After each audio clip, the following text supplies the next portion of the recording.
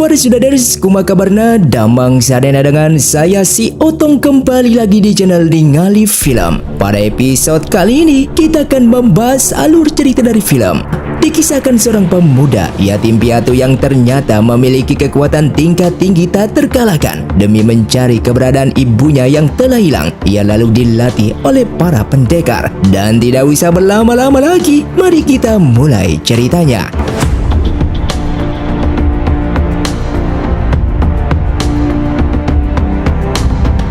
Film pun diawali dengan dikisahkan 500 tahun yang lalu terdapat siluman macan putih ekor 9 yang bertarung dengan para manusia.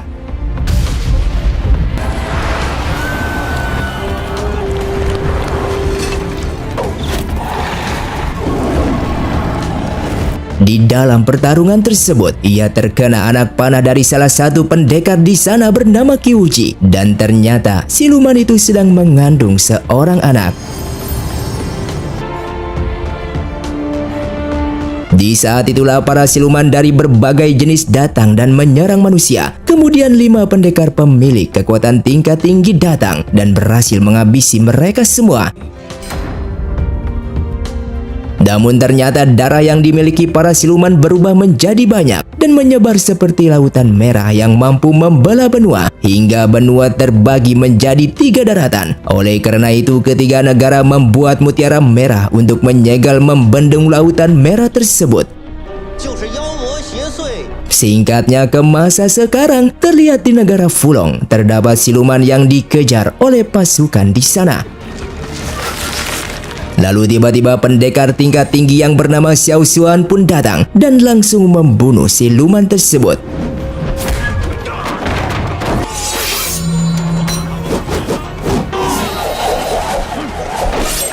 Setelah itu ia mendengar kabar dari salah satu prajurit di sana kalau lautan merah kini sedang terjadi fenomena aneh, sehingga Xiao Xuan pun bergegas pulang ke istana. Terlihat ayahnya sedang mengadakan rapat untuk membahas retaknya mutiara merah yang fenomena tersebut belum pernah terjadi selama 500 tahun terakhir. Setelah sampai di perbatasan pulau, jika mutiara merah pecah secara sempurna, maka formasi sihir yang berada di lautan merah akan lebur dan musnah. Di sini mereka memprediksi jika mutiara merah saat ini hanya mampu bertahan selama kurang 10 hari. Agar tidak berakibat fatal, mereka harus segera mencari dan menemukan mutiara merah yang baru demi keselamatan dunia. Hingga pada akhirnya Xiao Xuan pun dipinta untuk pergi ke lembah gunung untuk mengambil mutiara merah yang hanya muncul setiap 100 tahun sekali.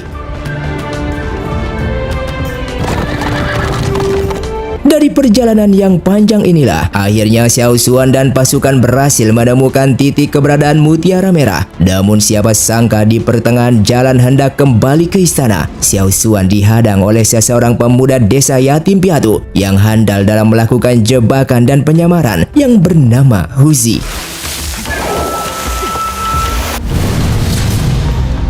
Dengan keahliannya, tentu Huzi berhasil merampas benda-benda berharga yang dibawa oleh Xiao Xuan, terutama mutiara merah.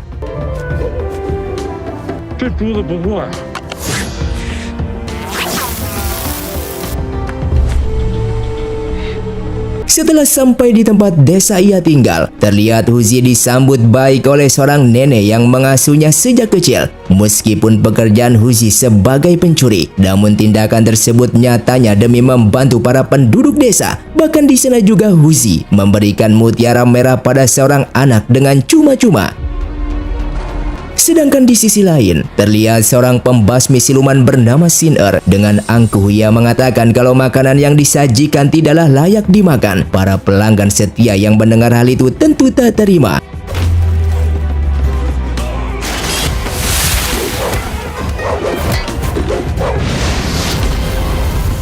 Namun dari sikapnya itu ternyata memiliki sebuah alasan supaya para pelanggan di sana pergi dari tempat tersebut, karena salah satu pelayan kedai merupakan seorang siluman yang sedang menyamar.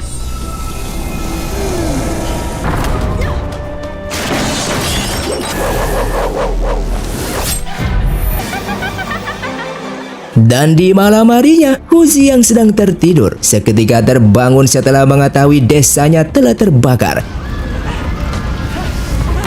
Di waktu yang bersamaan, Xiao Xuan juga datang ke desa untuk membantu para warga. Yang ternyata kebakaran ini akibat mutiara merah yang dicuri oleh Huzi yang mengundang siluman datang. Karena menurut legenda mutiara merah bisa meningkatkan kekuatan kultivasi 100 tahun lamanya. Karena itulah aura yang terpancar dapat dirasakan oleh para siluman dan dengan sengaja membakar desa demi menemukan keberadaan mutiara merah. Setelah berhasil menyelamatkan sang nenek dan para warga, di sana Xiao Xuan menghampiri sambil menjelaskan jika kebakaran yang terjadi bukanlah tanpa sebab, melainkan ulah siluman yang sedang mendeteksi keberadaan mutiara merah. Setelah mendengarkan penjelasan itu, tentu kepala desa menyalahkan Huzi karena tanpa langsung ialah dalang dari bencana kebakaran yang terjadi. Setelah itu Huzi pergi menuju kediaman anak kecil tersebut untuk meminta mutiara merah yang ia berikan tempo hari. Namun setelah bertemu dengannya, ia tak berhasil menemukan mutiara merah tersebut karena anak kecil itu tak ingat di mana dirinya menaruh barang pemberian dari Huzi. Di dalam keadaan pesimis, Huzi pun mengajak Xiao Xuan ke rumah karena kemarin anak kecil itu bermain di kamarnya. Dan benar saja tanpa sengaja Huzi menemukan mutiara merah yang terletak di saku sepatu kulit miliknya. Tanpa membuang waktu, Xiao Xuan langsung bergas pergi membawa pulang mutiara merah sebelum sihir pelindung lautan merah menjadi lebur.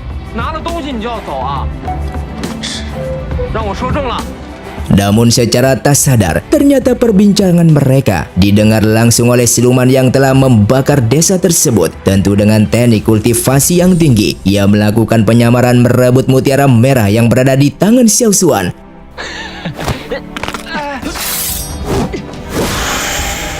Xiao Xuan yang memutar arah untuk menemukan siluman itu, yang secara kebetulan Huzi asli melintas di depannya di saat hendak melesatkan serangan. Untungnya dari arah lain Xin Er berhasil menepisnya.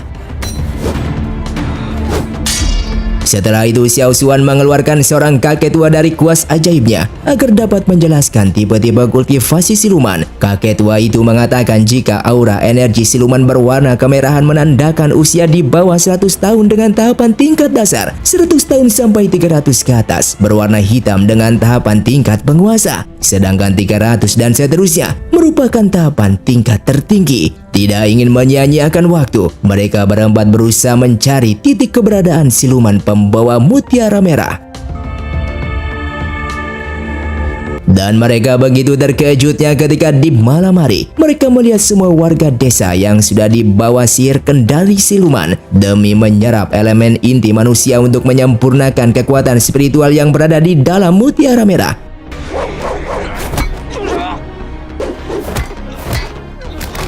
Dikarenakan tak punya pilihan lain demi menggagalkan rencana siluman, tentu Xiao Xuan dan yang lainnya berusaha melawan. Namun tindakan itu justru dilarang Huzi karena ia tak ingin melihat warga desanya terluka bahkan mati. Dalam situasi yang serba salah, tentu mereka hanya bisa bertahan tanpa menyerang agar tak menyakiti para warga desa.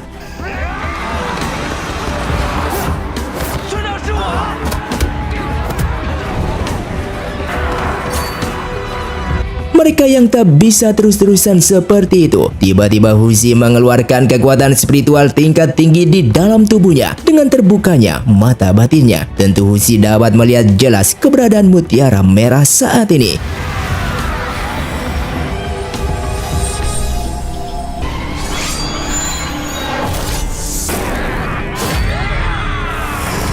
Dengan penuh rasa bersalah, akhirnya Huzi melesatkan serangan yang membuat anak kecil itu pingsan di tempat.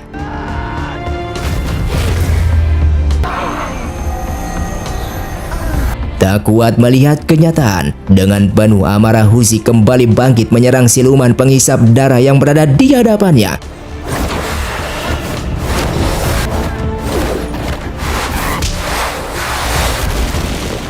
Sadar bahwa kemampuannya tidaklah sebanding, Huzi lalu menelan mutiara merah dengan harapan ia dapat membunuh siluman di hadapannya.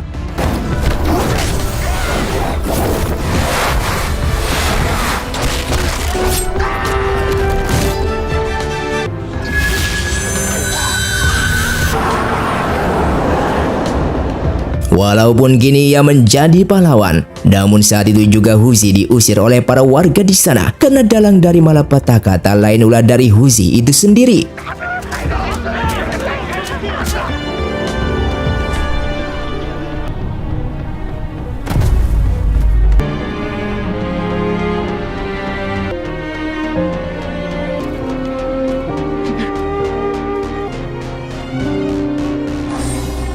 Disinilah dengan petunjuk kakek tua, Xiao Xuan dan yang lainnya berjalan menuju tempat keberadaan Yimei yang merupakan teman lama kakek tua tersebut dengan tujuan agar dapat mengeluarkan mutiara merah yang berada di dalam tubuh Huzi.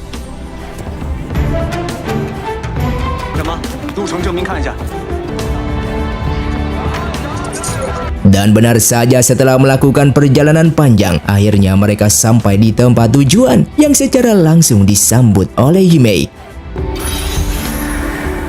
Yang ternyata kakek tua dan Yimei merupakan seorang peri yang berada di dalam 5 pahlawan besar yang dulunya berjuang menghabisi Kaisar Siluman.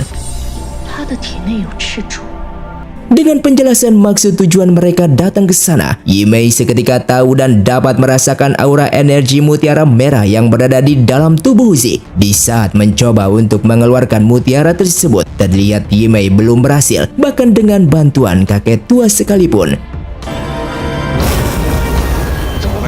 Di sana Yimei pun menyimpulkan jika di dalam tubuh Huzi terdapat energi siluman tingkat tinggi yang sudah membatasi tubuhnya. Paham akan hal itu, Yimei mengatakan ada kemungkinan bisa mengeluarkan mutiara merah, yakni dengan menekan energi siluman yang berada di dalam tubuh Huzi dengan salah satu pusaka sihir koleksinya. Tentu untuk mendapatkan pusaka yang dimaksud, Huzi harus bisa memenangkan turnamen yang sedang diadakan olehnya. Dan karena tak ada pilihan lain, Huzi pun harus memenangkan turnamen tersebut, sehingga Xiao Xuan mengajari bela diri supaya Huzi menjadi lebih kuat.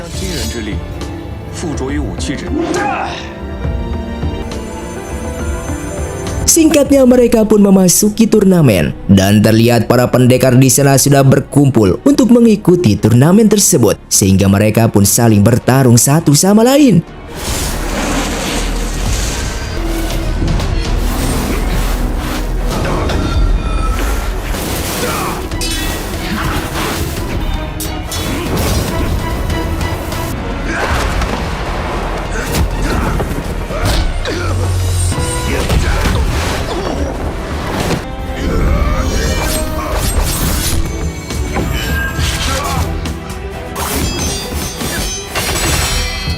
Huzi yang hampir kalah, akhirnya ia pun bangkit dan menang.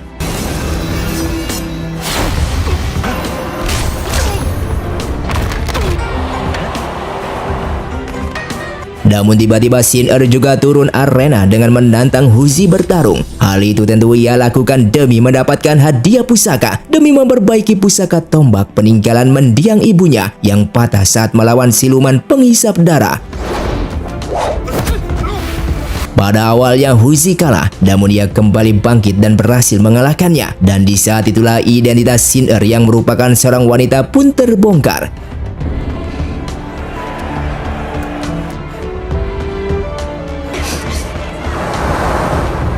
Setelah menang, Huzi lalu mengajak Xiao Xuan untuk pergi ke tempat Xin Er dengan tujuan meminta maaf kepadanya. Setibanya di perguruan, terlihat mereka disambut langsung oleh ayah Xin Er bernama Tuan Hao Tian. Di sana Huzi mengatakan jika mereka datang ke sana dengan tujuan ingin meminta maaf pada Xin Er atas perbuatan tempo hari yang membuat Xin Er malu di arena pertandingan. Namun ungkapkan Huzi dibantah oleh Tuan Hao Tian dengan mengatakan bahwa selama ini putrinya tak pernah keluar rumah, apalagi sampai mengembara ikut kompetisi bela diri. Dan benar saja Huzi bersama Xiao Xuan membuat terpesona akan kecantikannya yang begitu anggun. Tentu saja mereka menyadari jika selama ini Xin Er telah merahasiakan dan membohongi ayahnya. 我这几日在房中作画，刚刚完成了一幅。 Benar saja dugaan tersebut terbukti setelah mereka bertemu di belakang rumah. Di sini Sin-er menjelaskan bahwa ia sengaja keluar rumah demi menyalurkan hobinya berpetualang. Karena selama ia tumbuh dewasa, ayahnya selalu melarang keras dan memaksa dirinya tak keluar rumah dengan alasan kalau ia merupakan seorang wanita. 之前你说要修复银枪，但今日我的两把枪虽然外观相似， Di malam harinya, akhirnya fakta pun telah terungkap. Alasan kenapa Tuan Haotian melarang anaknya terjun di dunia bela diri. Tak lain hal tersebut merupakan pesan terakhir sang istri yang tewas terbunuh di tangan siluman yang kultivasinya sudah level penguasa di atas 300 tahun. Singkatnya esok hari pun tiba. Terlihat Uzi dan yang lainnya dibuat terkejut di saat melihat kondisi Yimei yang sudah terluka tak berdaya. Dengan situasi yang terjadi, Xiao Xuan memanggil kakek tua agar dapat menemukan jawaban yang sebenarnya. Setelah sadar, Yimei memberitahukan mereka jika dirinya telah diserang oleh sosok siluman penguasa yang bernama Haifeng. Yang mana siluman itulah yang waktu dulu telah membunuh ibunya Sin-er. Ia yang baru mengetahui tentang kematian ibunya, Sin-er langsung pergi untuk menemui ayahnya. Namun setibanya di sana, ia justru dimarahi oleh sang ayah karena rahasia anaknya yang sering keluar dan berlatih ilmu bela diri sudah diketahui. Karena sang ayah yang tidak ingin anaknya terluka dan bertarung dengan siluman tersebut, ia pun langsung mengurungnya. Sedangkan dirinya akan pergi menghadapi siluman itu demi membalas dendam kematian istrinya.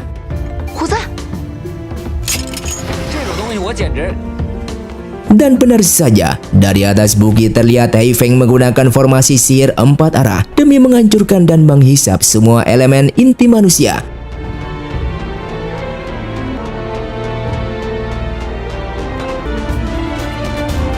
Sebelum terjun bertarung, Yimei memberitahukan Tuan Haotian bahwa satu-satunya cara untuk menghancurkan formasi 4 arah yaitu dengan menghancurkan 4 mata jimat yang telah ditanam oleh Haifeng sebelum gumpalan asap hitam menyatu secara sempurna. Karena resikonya adalah nyawa para warga di sana, Xiao Xuan bersama lainnya juga ikut menghadapi siluman tersebut.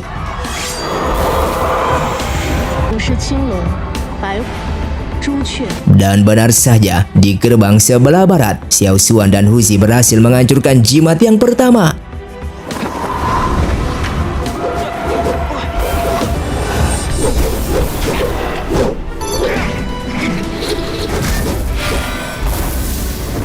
Dalam kondisi terdesak berjuang sendirian, Sin-er lalu muncul di hadapan sang ayah untuk membantunya menghancurkan jimat di gerbang bagian timur. Dan pada akhirnya Tuan Haotian berhasil menghancurkan jimat yang terakhir. Namun itu bukanlah akhir, karena Haifeng muncul di hadapan mereka. Terlihat kemampuan Haifeng benar-benar di luar dugaan, yang mana ia berhasil menghindar dari serangan pusaka tombak.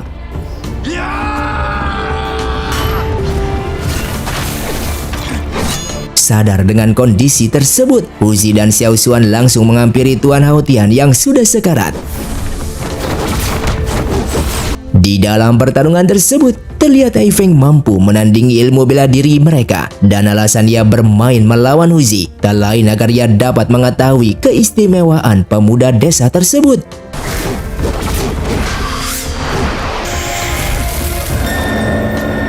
Dan benar saja setelah masuk ke bawah alam sadar pikiran Huzi, terlihat Haifeng sama sekali tak menemukan rasa ketakutan sedikit pun di dalamnya. Yang padahal takut merupakan sumber kekuatan Haifeng. Ketika ingin mengetahui lebih dalam, tiba-tiba Haifeng terkena serangan hingga terjatuh.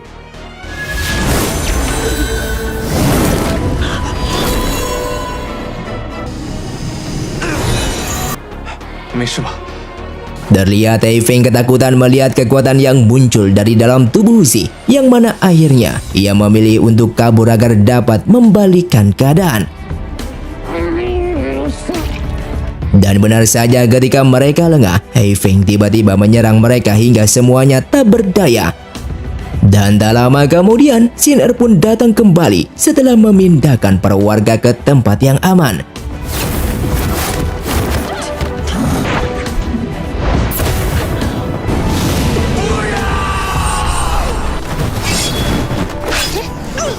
Hingga pada akhirnya Xin Er pun berhasil membunuh Hei Feng dan ia begitu senang karena ia berhasil membalaskan dendam atas kematian ibunya.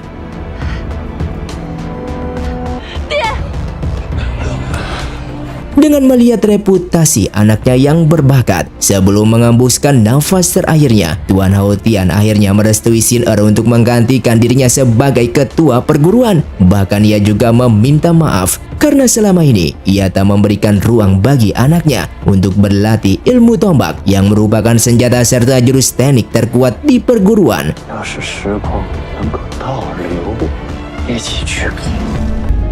城主，城主！ 你只想玩的话曾牵挂。 Sedangkan di sisi lain, kakek tua dan Xiao Xuan pergi dengan membawa Huzi ke tempat Yimei agar mendapatkan pertolongan. 断了2根肋骨。 Setelah dicek, Yimei mengatakan jika 2 rusuk tulang Huzi telah patah. Namun ia percaya kalau Huzi akan baik-baik saja karena melihat daya tahan tubuh serta fisiknya yang kuat untuk mempermudah mengeluarkan mutiara merah serta menolong menyadarkan Huzi. Di saat itulah Yimei akan memasukkan sebuah pusaka purba yang mana pusaka itulah dulunya pernah digunakan untuk membunuh Kaisar Siluman 500 tahun yang lalu. Meskipun berhasil mengeluarkan mutiara merah, di sana Yimei menemukan sebuah keanehan di dalam tubuh Huzi yang terdapat mantra segel pembatas yang memiliki hubungan satu sama lain. Dengan masuknya pusaka purba itulah terlihat Huzi mulai sedikit ingat akan masa lalu bersama sang ibu, yang tentunya segel pembatas yang dimaksud Yimei merupakan segel buatan ibu Huzi yang merupakan siluman macan putih ekor 9. Tentu energi keemasan yang muncul di dalam tubuh Huzi tak lain merupakan ilmu budidaya ibunya yang pada saat itu ia sengaja memotong ekor terakhirnya demi melindungi Huzi dari salah satu pembasmi siluman yang membawa pasukan serigala.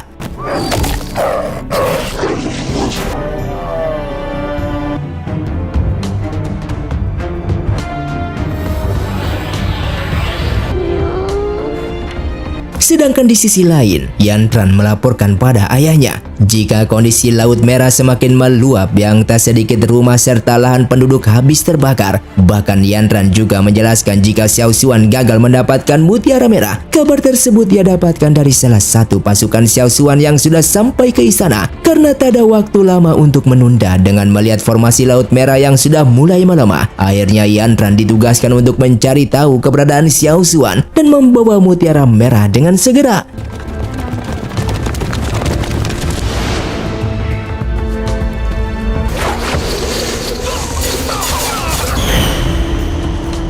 Melihat Huzi yang belum sadar, Yimei kemudian memberitahukan mereka jika Huzi telah terjebak ke bawah alam sadarnya. Tentu satu-satunya cara agar bisa menyadarkannya yakni dengan menggunakan teknik pemisah jiwa, yang mana teknik tersebut sangat jarang digunakan karena si pengguna harus mengeluarkan roh dari tubuhnya agar bisa masuk ke bawah alam sadar si target dengan batas waktu yang telah ditentukan. 有人进入虚空世界， Mengerti akan resiko tersebut, Xiao Xuan bersedia masuk membebaskan Huzi yang terperangkap di bawah alam sadar. 你要通过晶圆缝隙 Dalam nuansa bersedih karena telah ditinggal ayah tercinta. Dengan tiba-tiba Xin Er dihampiri salah satu pendekar pembasmi siluman yang bernama Wu He. Tujuannya datang tak lain demi menuntut balas atas kematian leluhurnya yang diakibatkan oleh Tuan Hao Tian.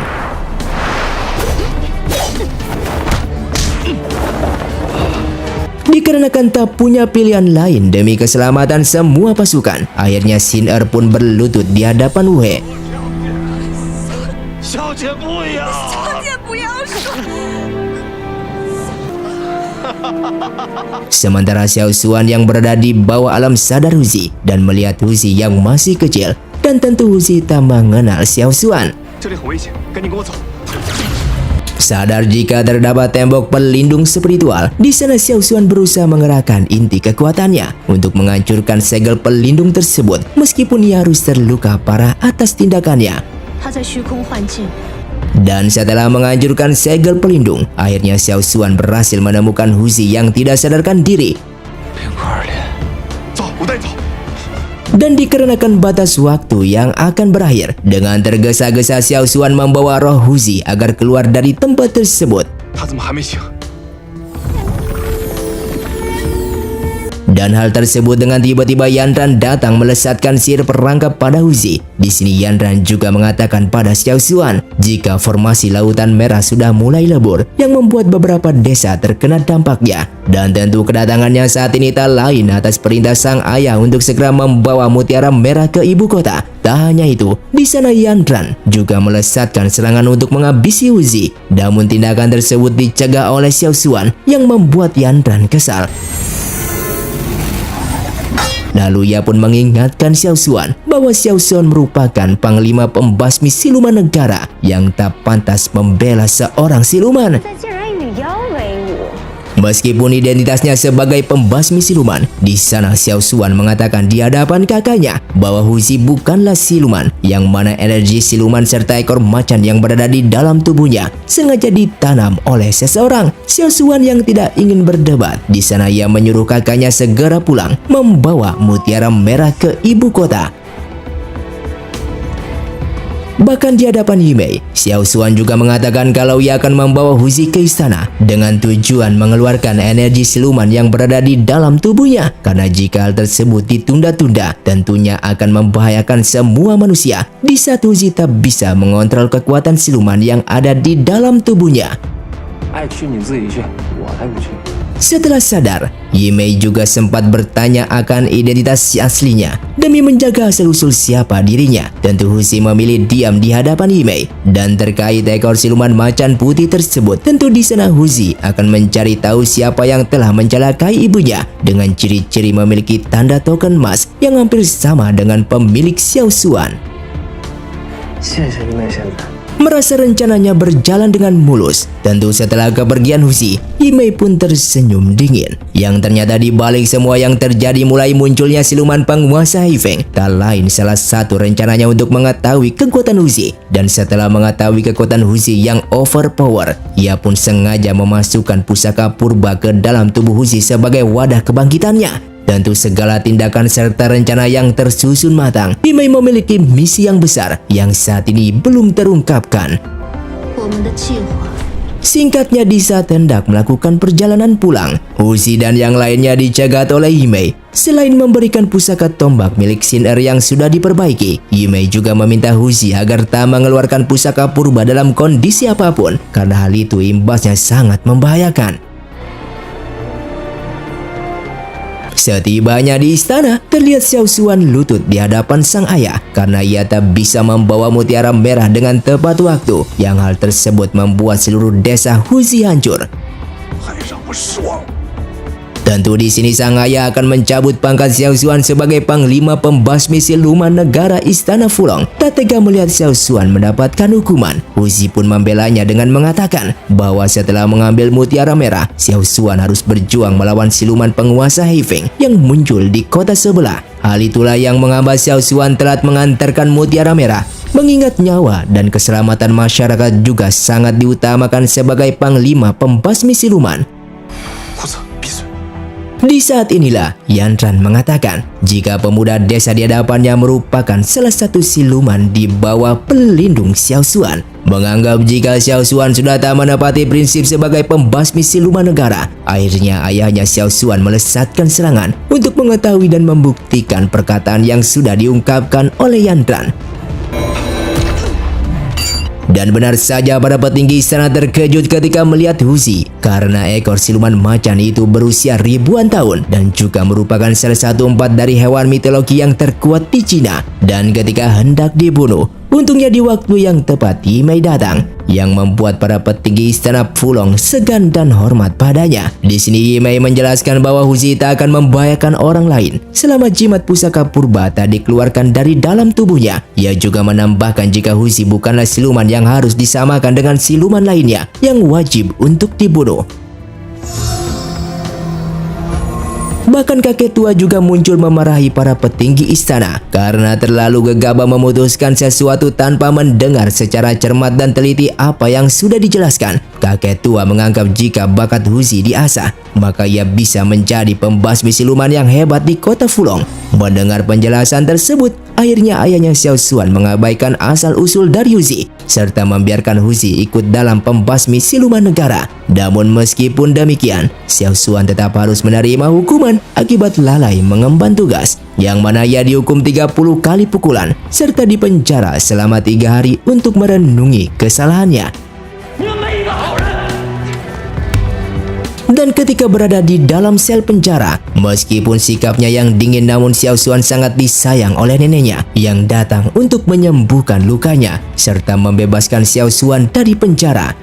需要猜测，这其中 Di waktu yang bersamaan, salah satu orang kepercayaan sang nenek melapor memberitahukan akan hasil penyelidikannya, yang dimana selama interogasi ia belum menemukan jejak maupun petunjuk hilangnya para pembasmi silumannya secara tiba-tiba. Atas kasus yang secara tiba-tiba terjadi itulah, Xiao Xuan juga menebak jika hilangnya beberapa pendekar pembasmi siluman terdapat hubungan rahasia yang menyangkut kemunculan He Feng tempo hari. Setelah itu, para pendekar penjuru dunia akan mengikuti turnamen di negara Fulong demi bisa menjadi pembasmi siluman di negara tersebut jika lulus dalam ujian. Di sana juga Huzi bertanya tentang sebuah perpustakaan milik negara Fulong yang memiliki daftar semua siluman yang ada di istana. Ia ingin mengetahui di mana perpustakaan tersebut, yang ternyata ia ingin mengetahui siluman apa yang telah membawa ibunya pergi di saat dulu. Mengetahui hal itu, ia pun langsung ke sana dan ia berhasil menemukan sebuah buku tentang para siluman tingkat tinggi. Bahkan di sana ia juga mengetahui siluman serigala hitam yang ia anggap yang telah membawa ibunya. Namun ternyata siluman tersebut sudah mati 500 tahun yang lalu, sehingga ia bertanya-tanya siapa sosok jubah hitam tersebut yang telah membawa pasukan serigala jika memang siluman serigala hitam sudah mati. Bahkan di sana juga ia telah menemukan catatan siluman macan putih berekor 9 yang merupakan salah satu siluman tingkat tinggi yang sangat berbahaya bagi manusia. Film pun dilanjutkan dengan diperlihatkannya para pendekar pembasmi siluman dikejutkan akan berita hilangnya salah satu peserta wanita di penginapan. Setelah itu, Xiao Xuan mengajak mereka pergi berpencar mencari keberadaannya. Namun selama seharian melakukan pencarian, hasilnya tetap tak menemukan titik keberadaannya. Xiao Xuan yang ingat bahwa di kota Fulong terdapat salah satu pasar gelap. Akhirnya ia mengajak Huzi dan yang lainnya untuk menuju mencari tahu keberadaannya di sana. Hingga pada akhirnya, mereka pun bertemu dengan kedua prajurit negara yang mengatakan jika wanita tersebut berhasil ditemukan dalam kondisi tak bernyawa, serta tubuhnya mengering yang elemen intinya diserap oleh seseorang. 没有其他证据，那就是栽赃嫁祸。 Setibanya di istana, terlihat Xiao Xuan kembali dimarahi oleh ayahnya yang dianggap tak bisa menangani masalah ini. 你要下狱问责，其他人 Setelah itu mereka berempat mulai bertindak melakukan penyelidikan untuk menemukan petunjuk dari jasad wanita tersebut. Dan benar saja, di sana Xiao Xuan menemukan rambut kuda yang nyatanya rambut tersebut merupakan rambut siluman kuda yang bernama Siluman Bau. Dan satu-satunya cara untuk menangkap Siluman Bau yaitu dengan memancing menggunakan burung pelangi yang jarang ada. Namun mereka yang tidak berhasil. Kemudian mereka kembali menyusun rencana lain dan mendapatkan informasi dari pemilik penginapan jika siluman yang mereka cari berada di istana Fulong. 告辞。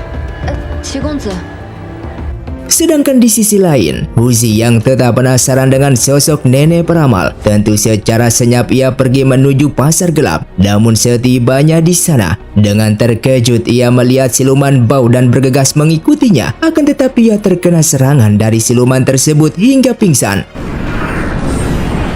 行了， Di saat siluman itu akan menyerap esensi kekuatan Huzi, seketika Siluman Bau tak mampu menyerap, bahkan ilmu spiritualnya tak berfungsi sama sekali. Tentu hal itu juga secara jelas diungkapkan oleh Yimei yang tiba-tiba hadir di sana dengan menjelaskan jika di dalam tubuh Huzi sengaja ia tanam pusaka purba yang membuat para siluman tak akan mampu menyerap esensi kekuatan Huzi. Dan di sini akhirnya juga terungkap bahwa dalang ini semua merupakan ulah dari Yimei. yang sengaja menyuruh siluman bau untuk mengumpulkan esensi kekuatan para pembasmi siluman. Bahkan ia juga sengaja menanamkan pusaka purba ke tubuh Uzi dengan tujuan agar energi yang berada pada pusaka purba dapat aktif kembali.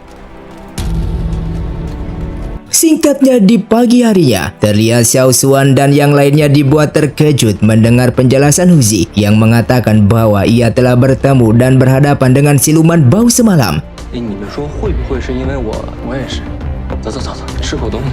Sementara Xiao Xuan yang yakin jika siluman bau akan kembali melakukan pembunuhan, sehingga ia pun mengerahkan pasukan pembasmi siluman.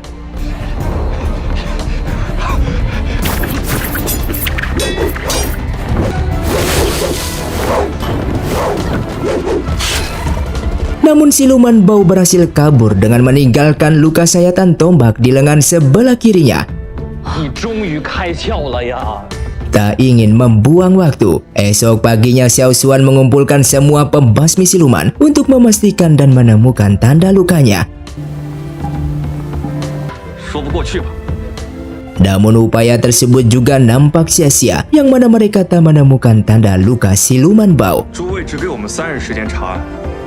Setelah melakukan investigasi, akhirnya mereka pun memutuskan untuk melakukan pemeriksaan para siluman yang sudah tertangkap. 时革除你营帅之职，此时之后，你来接手此案。 Kemudian Huzi yang tak sabar ingin masuk ke dalam sel para siluman ratusan tahun dikurung. Akhirnya ia pun memutuskan pergi secara diam-diam agar dapat menemukan petunjuk ibunya serta kasus yang ia selidiki saat ini.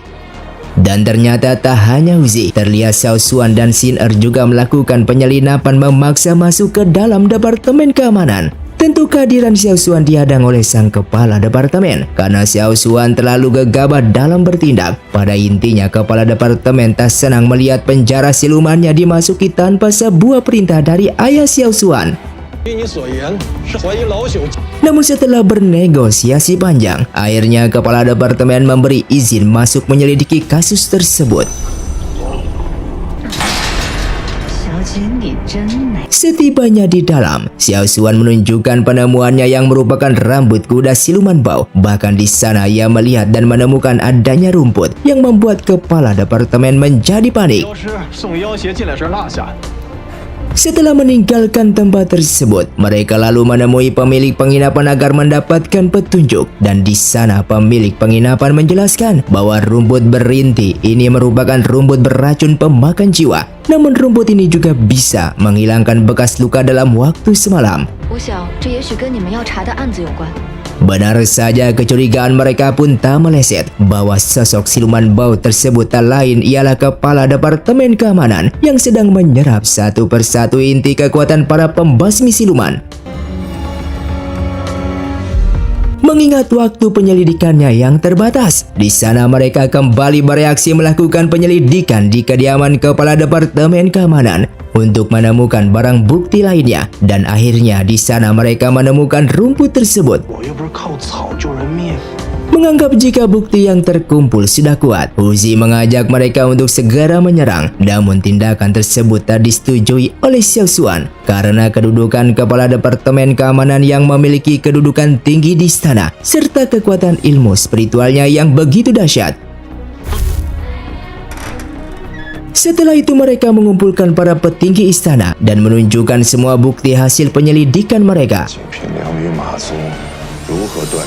Namun sesampainya di sana, kepala departemen keamanan mengatakan kalau Xiao Xuan telah memfitnah dirinya. Tentu tindakan yang ia lakukan sudah ia persiapkan secara matang-matang demi menjaga identitas serta rencana besar dari Mei. Namun rencananya itu gagal setelah kepala departemen ingin membunuh salah satu pembasmi siluman.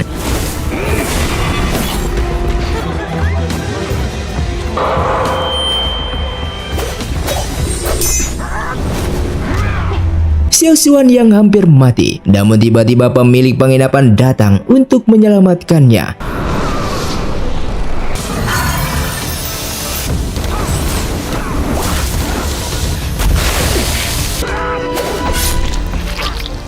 Bahkan di dalam pertarungan tersebut, pemilik penginapan harus mati demi menyelamatkan Xiao Xuan.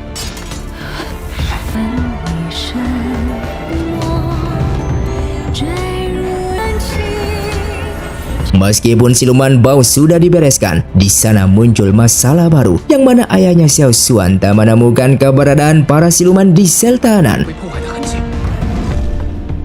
Demi menjaga rahasia agar tak bocor, di sana ayahnya Xiao Xuan meminta para petinggi istana untuk jaga mulut sambil melakukan penyelidikan karena jumlah siluman yang menghilang lebih dari 1000 ekor dari berbagai macam jenis. Oleh karena itu ia menyuruh mereka untuk memulai ujian pembasmi siluman yang tujuannya agar negara lain serta penduduk tak mengetahui bahwa istana Fulong sedang tertimpa musibah besar.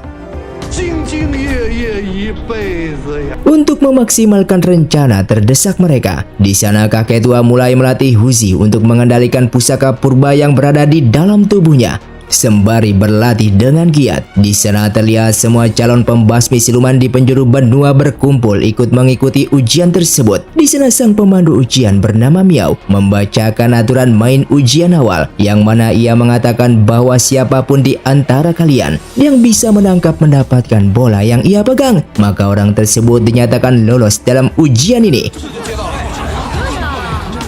Dan dikarenakan mereka tidak ada yang sanggup untuk mengambil bola ini, maka mereka harus mengikuti ujian ulang yang akan dimulai 3 hari ke depan, yang mana masing-masing peserta agar membentuk tim kecil. Siapapun tim yang berhasil mengumpulkan 100 mutiara siluman lebah, maka tim itulah yang akan ia loloskan untuk masuk ke tahap ujian selanjutnya.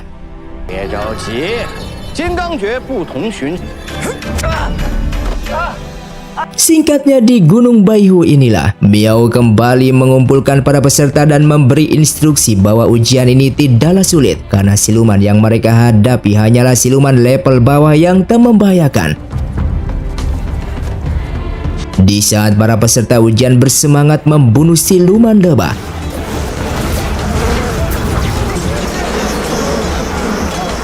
sementara Huzi dan yang lainnya tersesat salah jalan. Di sana mereka baru sadar bahwa peta petunjuk jalan yang mereka bawa telah ditukar oleh salah satu peserta lainnya. Namun meskipun begitu, nyatanya di sana Huzi malah menemukan goa yang merupakan sarang tempat keberadaan siluman lebah. Di saat sedang mengawasi peserta ujian, Miao tanpa sengaja melihat Yimei yang sedang berbuat jahat dengan mengeluarkan siluman lebah yang berumur ratusan tahun. Karena misi rencana besarnya tak mau gagal, tentunya Yimei tidak akan melepaskan Miao dari genggamannya.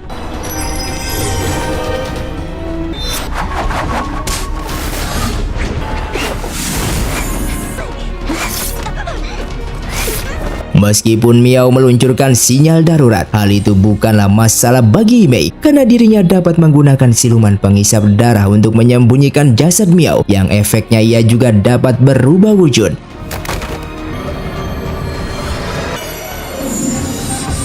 Dan pada akhirnya mereka pun menghadapi siluman lebah yang berumur ratusan tahun.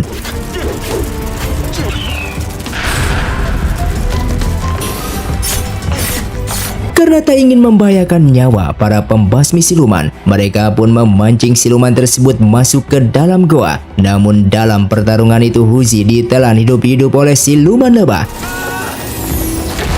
Meskipun mereka bertiga menghadapi siluman tersebut, nyatanya mereka masih kewalahan menghalau segala serangan siluman lebah.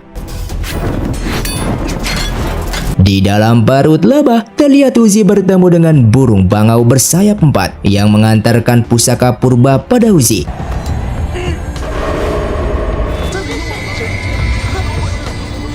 Disinilah Yimei tersenyum senang karena rencananya berjalan dengan mulus, yang nyatanya siluman lebah merupakan wadah agar Huzi dapat mengaktifkan pusaka purba secara sempurna. Singkatnya, esok hari pun tiba. Miao lalu mengumumkan jika hasil ujian tempo hari yang lulus hanyalah tim Huzi.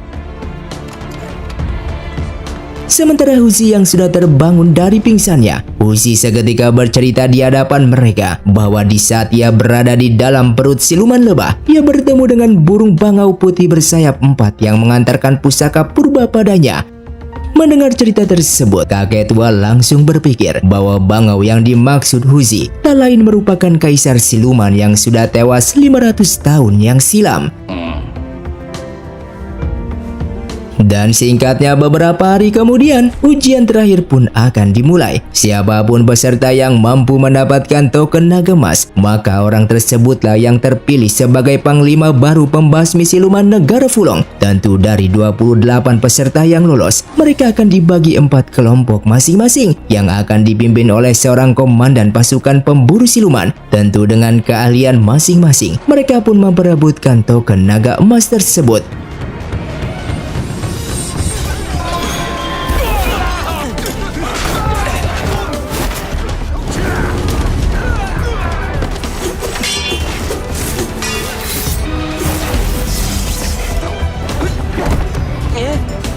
Karena tak begitu serius, Uzi hampir terlempar keluar arena ujian. Dan dikarenakan kompetisi tak memandang kawan, akhirnya Uzi mengeluarkan kemampuannya.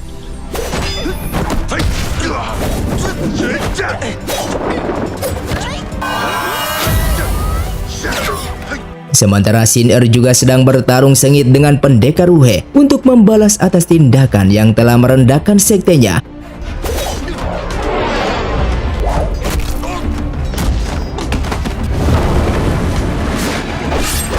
Begitupun dengan Xiao Xuan yang harus melawan kakaknya, yaitu Yanran.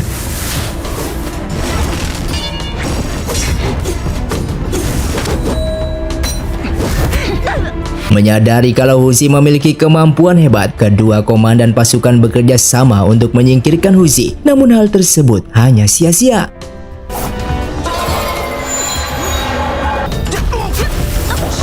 Hingga pada akhirnya Huzi pun berhasil mencapai puncak dan mendapatkan token naga emas sebagai syarat menjadi panglima pembasmi siluman. Namun secara tak terduga, Xiao Xuan melesatkan serangan ke arah Huzi yang membuat token naga jatuh di tangan Yanran.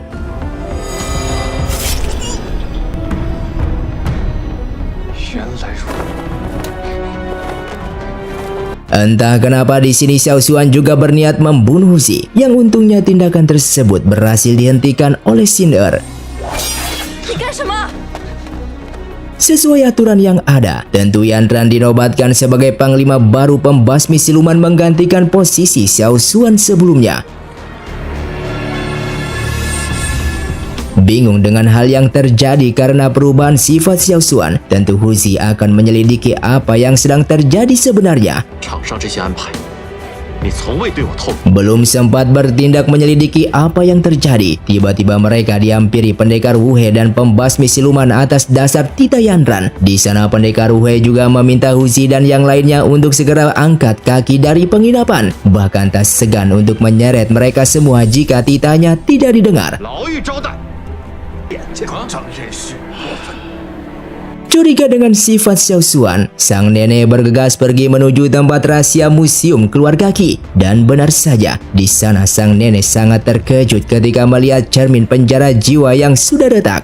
Yang secara bersamaan Yanran juga datang di tempat tersebut. Dan dari sinilah sejak tewasnya Kaisar Siluman, keluarga Qi terkena kutukan karma, yang mana semua anak keturunan Qi memiliki kepribadian yang ganda dalam satu tubuhnya. Karena tak mungkin bisa dilakukan hidup secara bersamaan, tentu keluarga Qi membuat aturan secara turun-menurun, yang dimana di saat keturunan mereka berumur 12 tahun, mereka melakukan uji penentuan jiwa untuk menemukan jiwa yang cocok. Sedangkan jiwa satunya mereka masukkan ke dalam cermin segel. Dan alasan itulah kenapa Xiao Xuan berubah, yang tak lain ulah Yanran, yang sengaja melepaskan jiwa Xiao Xuan satunya. Sang nenek yang tak ingin kembaran Xiao Xuan melakukan kekacauan, ia pun langsung menyegelnya kembali.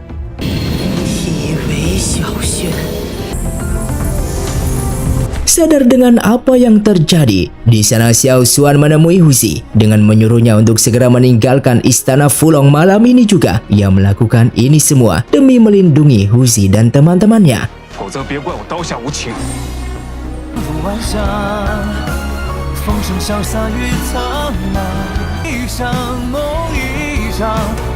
Tak lama kemudian esok hari pun tiba. Terlihat Huzi menghampiri Yimei yang memberitahukannya bahwa terdapat 3 tahap untuk memaksimalkan kekuatan pusaka purba. Tentu tahap pertama sudah dilalui oleh Huzi yang tuntas mengaktifkan pusaka purba dengan membunuh siluman ratusan tahun. Sedangkan yang kedua, Huzi harus bisa mengkombinasikan keinginan pusaka purba dengan hatinya. Sedangkan tahap terakhir yaitu tahap kesempurnaan. Dan tertarik dengan hal itu, Huzi pun meminta Yimei untuk dapat membimbingnya. 无为之法。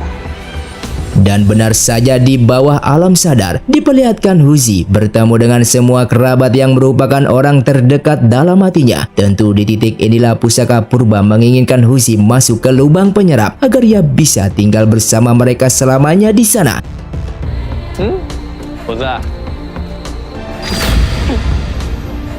Sedangkan di sisi lain, Istana Fulong kembali dimunculkan masalah yang mana di saat para pembasmi berpatroli, tiba-tiba mereka kemasukan siluman yang membuat ia tak terkendali menghabisi semua rekan kerjanya. Untungnya dengan sigap, orang tersebut dapat diamankan di istana, yang seketika ayahnya Xiao Xuan memberi titah untuk memperketat keamanan dan melaporkan jika ada hal yang aneh terjadi di lapangan. 此2人是我地煞殿信使。 Tidak lama ulai istana, terlihat ayahnya Xiao Xuan dan para petinggi istana dibuat bingung dengan keadaan sekarang. Ditambah di sana juga ayahnya Xiao Xuan marah pada Xiao Xuan karena salah satu pembasmi siluman yang kerasukan merupakan orang suruhannya yang ditugaskan untuk mengirim surat ke negara Qianyu dan Julun terkait kejadian yang dialami oleh negara Fulong. Dengan melihat sifat Miao yang aneh, tentu di sini pendekar Wu He pun curiga padanya. Secara teliti dan hati-hati, pendekar Wu He mulai membututi arah kepergian Miao, dan benar saja dugaannya pun tak meleset bahwa Miao yang sekarang bukanlah Miao yang dulu yang ia kenal. 废话少说，赶紧现身！ Dikarenakan penyamarannya terbongkar, tentu Yimei tidak akan membiarkan pendekar Wu He kabur dari sana.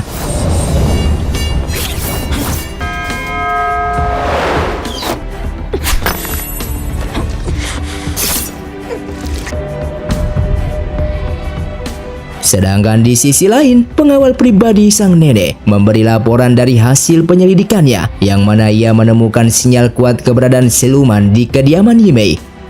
Tak ingin salah menuduh, sang nenek secara senyap mengadakan rapat terbatas di aula istana. Di sini Xiao Xuan memberikan pendapat untuk menemui Tetua Jie agar mendapatkan petunjuk terkait kasus saat ini. 既然一枚幻影的要挟就是焚妖塔的药， Dengan penuh pertimbangan, akhirnya sang nenek dan Xiao Xuan datang menemui Tetua Jie di sel tahanan istana. 不知身体可否安康？ Di sana sang nenek yang bertanya terus terang akan kasus aneh yang terus-terusan muncul di istana. Bahkan ia juga meminta petunjuk atas penyelidikannya yang menemukan hal keganjilan di kediaman Yimei. Sebagai sosok yang sudah lama mengabadikan dirinya di istana, tentu Tetua Jie pun menduga kalau ini semua bukan ulah dari siluman, melainkan ada sosok yang memiliki kekuatan spiritual tingkat tinggi yang bisa mengendalikan seseorang. Karena pusat penyelidikan kasus tersebut mengarah pada Yimei dengan melihat statusnya sebagai salah satu komandan di dalam 5 pahlawan besar di saat dulu. 颇有看法。如果店里还 Setelah itu sang nenek pun mendapatkan laporan jika pendekar Wu He sudah 1 hari tidak menampakkan diri. Menganggap bahwa ada hal yang aneh, sang nenek menemui pengawalnya untuk membantu melacak keberadaan pendekar Wu He. 要不咱们明日再来。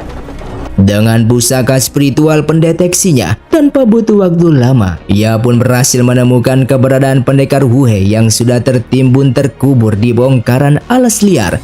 Setelah dicek, sang nenek mengungkapkan bahwa pendekar Wu He sengaja menggunakan budak penghilang jiwa guna menekan jantung untuk menghentikan denyutan nadi agar terlihat seperti orang mati. Setelah membacakan mantra pemecah jiwa, terlihat pendekar Wu He dapat bangkit dari kematian palsunya. Dan disinilah ia mengungkapkan hal kebenaran pada sang nenek bahwa dalang ini semua ulah dari Yimei. Dan karena permasalahan ini bukanlah masalah kecil, tentu mereka bergegas pulang untuk berdiskusi dengan para petinggi istana. 都城里鬼鬼祟祟的见了面， Dengan mendengar penjelasan pendekar Wu He, pada awalnya ayahnya Xiao Xuan tak percaya. Namun setelah Wu He berani dihukum mati jika ucapannya ini berbohong, akhirnya ayahnya Xiao Xuan pun percaya terhadap laporannya. Yang seketika ia memerintahkan semua pasukan istana untuk segera menangkap Yimei. 正是因为属下撞见医美与之邪，你 Belum selesai kasus yang terjadi, esok harinya Kasim Kekaisaran pemimpin 3 negara besar datang menemui ayahnya Xiao Xuan dengan memberikan surat titah agar ayahnya Xiao Xuan yang bernama Zilu ini untuk meninggalkan istana Fulong selama 1 bulan dan melakukan penjagaan pada sang kaisar atas kemunculan para siluman baru-baru ini. Dikarenakan tak bisa menolak surat titah tersebut, tentu esok paginya Zilu dan pasukan elitnya pergi menuju istana kekaisaran. Dan dikarenakan masalah yang ada di istana Fulong belum selesai, Zilu lalu memandatkan posisi pemimpinnya pada sang nenek. Di sini sang nenek membagi tugas dengan memerintahkan Xiao Xuan mengumpulkan semua pendekar penjuru benua agar bisa membantu permasalahan yang ada di istana.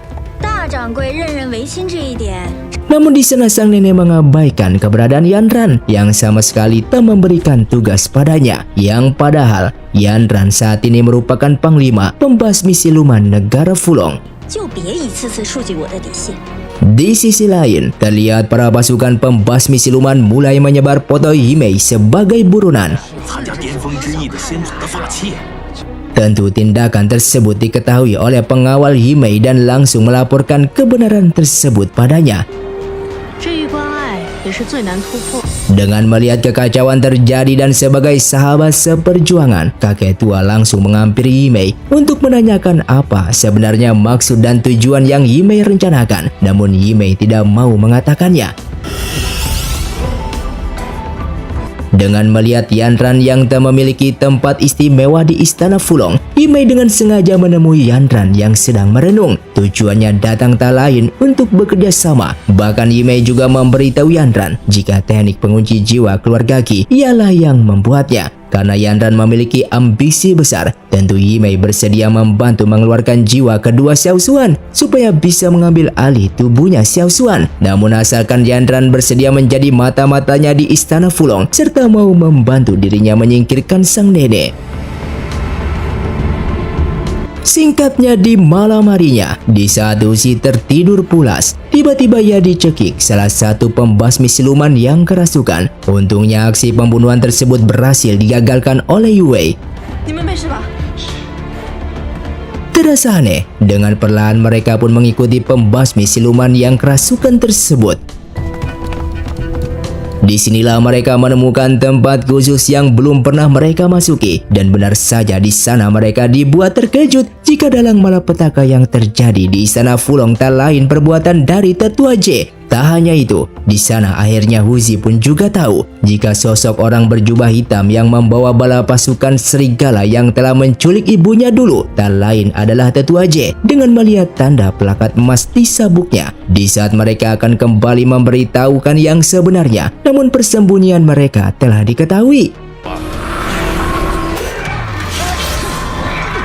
Dan untungnya Xiao Xuan juga datang membantu Huzi yang sedang tertimpa masalah besar. 是当年意气风发斩妖除 Dikarenakan rencananya selama 500 tahun tak ingin sia-sia, tentu Tetua J berhasil kabur dengan membawa semua inti roh siluman yang sudah ia kumpulkan.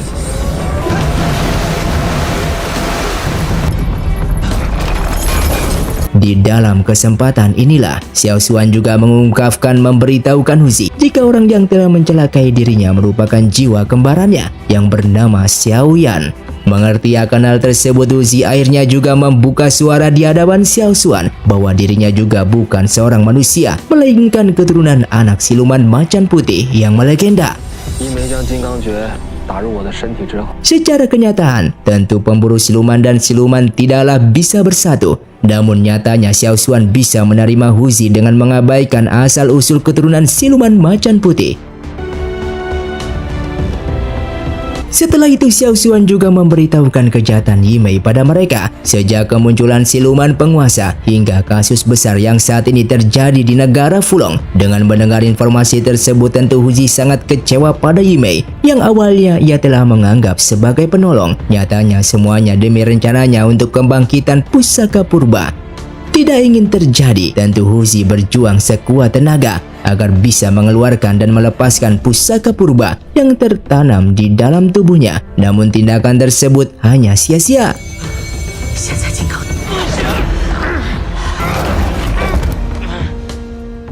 Di bawah alam sadar inilah Huzi bertemu dengan Yimei dengan tujuan untuk menuntaskan tahapan ketiga yang merupakan tahap penyempurnaan kesadaran. Untungnya tindakan Yimei dapat disadari oleh sang nenek yang membuat Yimei tak bisa berkutik menjebol teknik rahasia pengunci dewa yang sudah dibentuk oleh sang nenek sebelumnya. 我可以饶你不死。 Tentu di sana Yimei terperangkap oleh permainan kakek tua dan sang nenek yang bahkan pengawal Yimei juga dibuat tumbang diserang oleh sang nenek.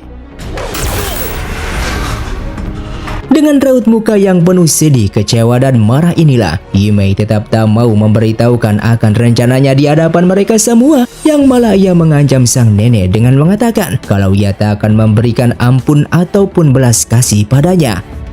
为什么美好的东西总是留不住？ Singkatnya, malam hari pun tiba. Terlihat Yanran datang memberikan bantuan untuk membebaskan Yimei. Dengan mendengar laporan tersebut, sang nenek menjadi terkejut karena satu-satunya senjata yang dapat melebur formasi sihir tersebut telah dicuri oleh seseorang untuk membebaskan Yimei.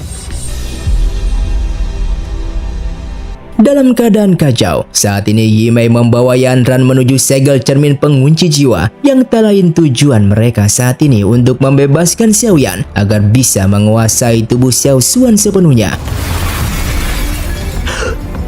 Sadar jika istana Fulong semakin kacau, sang nenek lalu memerintahkan salah satu pasukannya untuk mengirimkan surat agar Zilu segera kembali ke istana. 你便可以真正拥有那具身。 Dari sinilah tanpa sengaja di saat Xiao Xuan berjalan di keramaian pasar, ia melihat keberadaan Yimei yang tanpa pikir panjang ia membuntuti akan kepergiannya. Di saat sampai di sana, Xiao Xuan dibuat terkejut ketika melihat boneka kayu yang tergantung, yang ternyata Yimei sengaja memancing Xiao Xuan agar ia dapat menuntaskan keinginan Yanran. Di sisi lain, Yanran sengaja menemui sang nenek. Di sana ia memberitahu bahwa Xiao Xuan berada dalam ancaman di tangan Yimei. 我作为天罡殿的总统帅，查得逃。 Khawatir dengan Xiao Xuan, tentu sang nenek bergegas pergi menuju tempat persembunyian Yimei. 大掌柜， Akibat tak mendapatkan jawaban akan keberadaan Xiao Xuan, sang nenek langsung melesatkan serangan untuk menghadapi Yimei.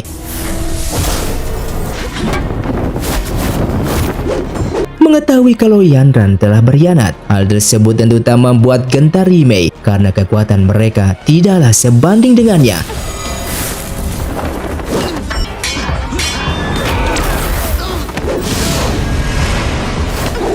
Tentu di sana sang nenek dibuat tak berdaya, yang membuat ia terkena serangan telak hingga terjatuh dari atas tebing jurang.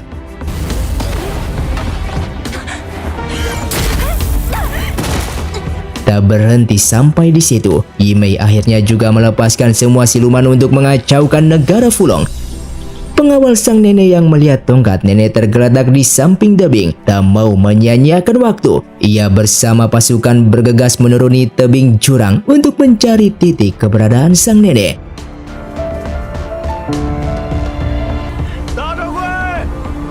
Film pun dilanjutkan dengan diperlihatkannya Tetua J yang berdiri tegak di hadapan Lautan Merah. Dengan waktu yang sama, Zilu pun telah kembali ke negaranya untuk menghentikan Tetua J.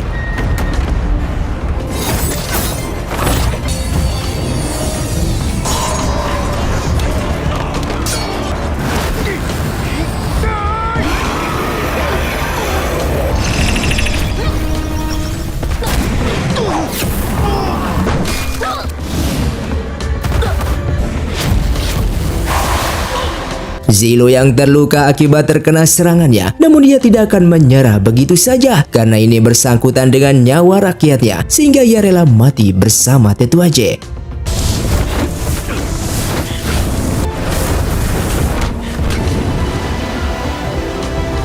Sementara siluman milik Yimei telah menyerang para warga dan menghancurkan negara Fulong.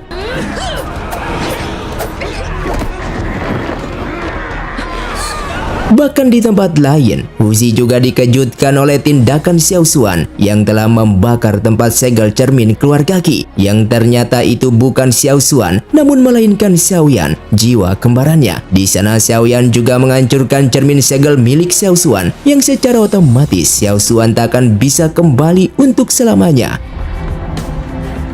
Huzi yang begitu marah karena sahabatnya telah dibunuh oleh Xiaoyan, ia pun langsung menggunakan kekuatan pusaka purba, dan hal tersebut ternyata sudah direncanakan oleh Yimei supaya Huzi dapat menuntaskan tahapan terakhirnya untuk menyempurnakan kekuatan pusaka purba.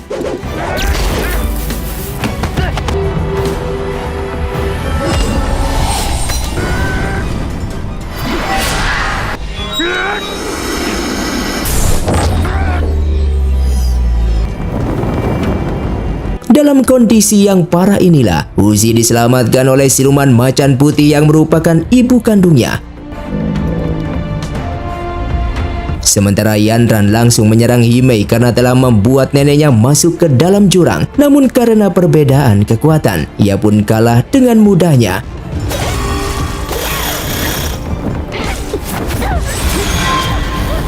Dan di sana tiba-tiba ia diselamatkan oleh sosok pendekar wanita yang belum jelas akan identitasnya.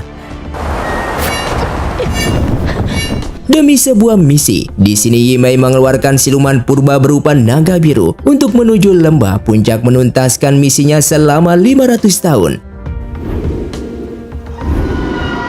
Bahkan tidak hanya itu, di sana Huzi juga nangis histeris melihat ibunya kembali dimasukkan Yimei ke dalam gentong suci.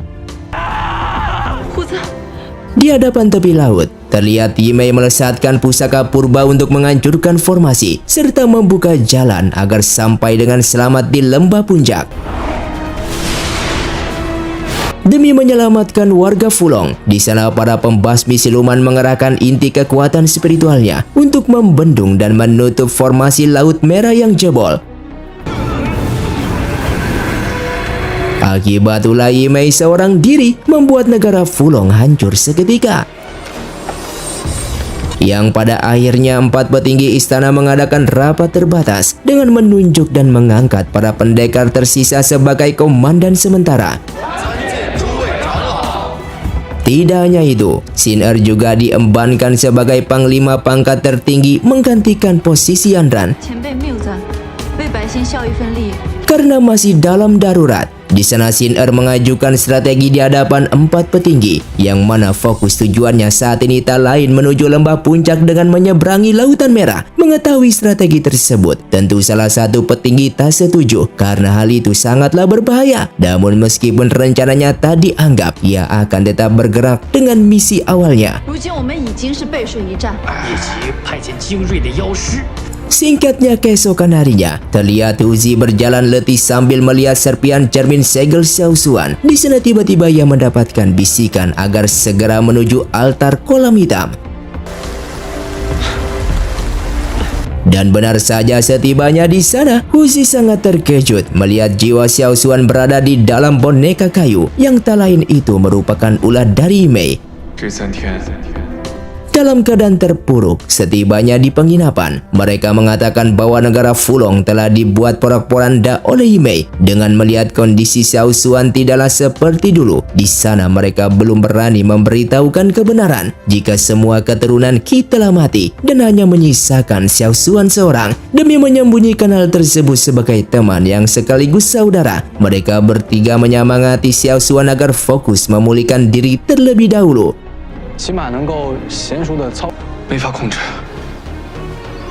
Sedangkan di sisi lain, Yanran akhirnya siuman dari koma berkat pertolongan dari seorang pendekar wanita.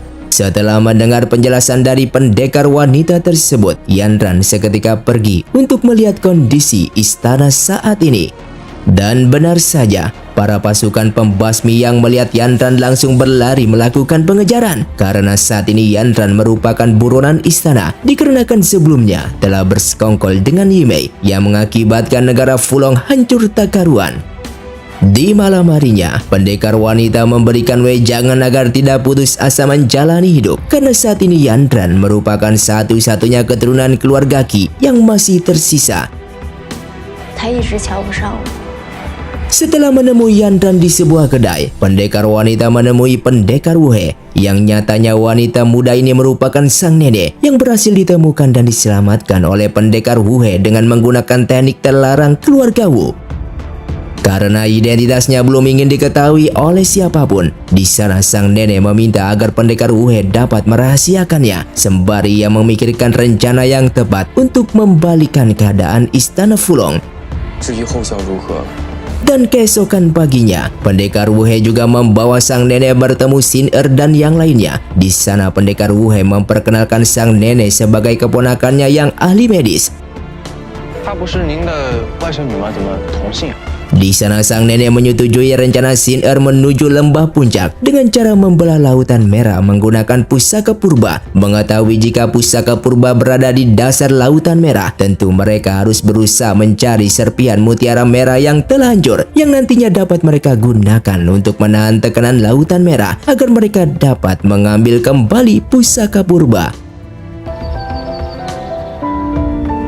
Dengan melihat serpihan mutiara merah tak bisa mereka gunakan sesuai dengan misinya, esok paginya tanpa pamit, terlihat Yue dan pengawalnya sengaja pergi untuk mengambil 7 butir mutiara merah di negeri seberang demi misi tersebut. Mereka yang berhasil mendapatkannya, akhirnya di sana Yue mengungkapkan identitas aslinya, yang mana dirinya merupakan pangeran negeri Qianyu. Setelah selesai mengumpulkan mutiara merah, terlihat mereka berhasil menggabungkan kekuatan spiritual mutiara merah menjadi sihir pelindung. Mereka juga mengungkapkan bahwa kekuatan spiritual mutiara merah hanya mampu menahan tekanan lautan merah selama 30 menit. Mengerti akan resiko tersebut, Uzi pun mengajukan diri untuk masuk dan mengambil pusaka purba di dasar lautan merah.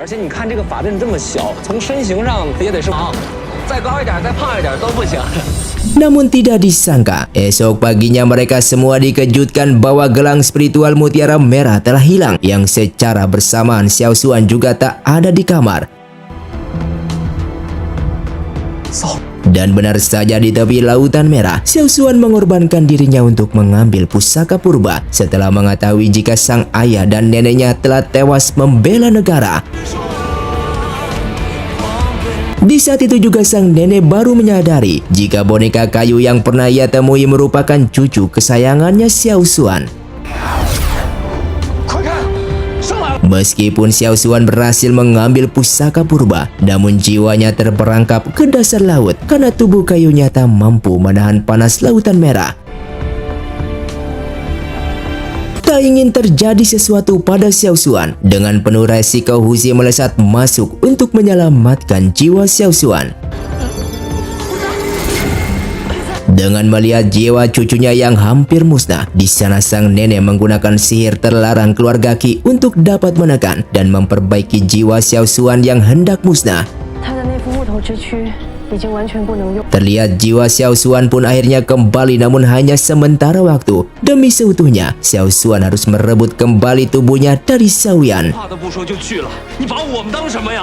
Hingga pada akhirnya, sang nenek pun mengungkapkan identitas aslinya yang merupakan neneknya Xiao Xuan.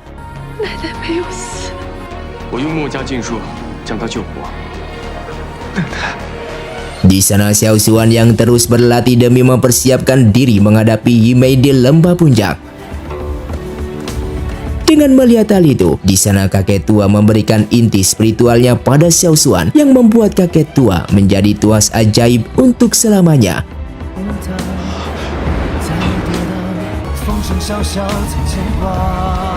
Demi menjaga jiwa Xiao Xuan yang masih lemah, di sini pendekar Wuhe juga memberikan teknik pelindung spiritual agar inti Xiao Xuan dapat terjaga. Singkatnya, terlihat Uzi mengetes kehebatan pusaka purba untuk membelah lautan merah. Namun pusaka purba hanya mampu membelah lautan merah selama 15 menit, yang artinya mereka harus bisa mencapai lembah puncak kurang dari 15 menit sebelum formasi mutiara merah balik semula. Tiba-tiba mereka dikejutkan kedatangan pemimpin Julun yang secara bersamaan juga membawa gerobak kuno yang terbuat dari tulang kaisar siluman yang tahan terhadap panasnya lautan Ming. Namun dikarenakan gerobak kuno hanya bisa mengangkut 40 orang, di sana Xin Er membagi secara adil para pendekar dan pembasmi siluman dari 3 wilayah yang ada. Di sana juga terlihat Yanran yang berhasil menyelinap ikut menuju lembah puncak demi dendamnya pada Yimei.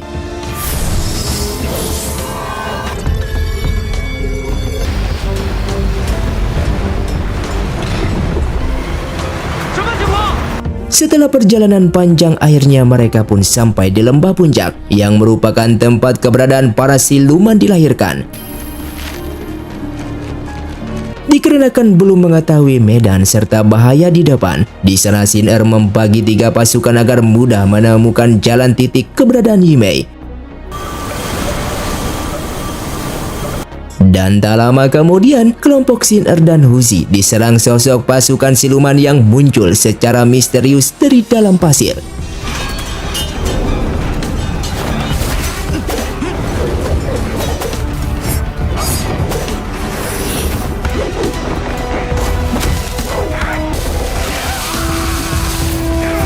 Karena siluman tersebut tak ada habisnya, Xin Er seketika terperangkap masuk ke dalam pasir dan diikuti oleh Huzi.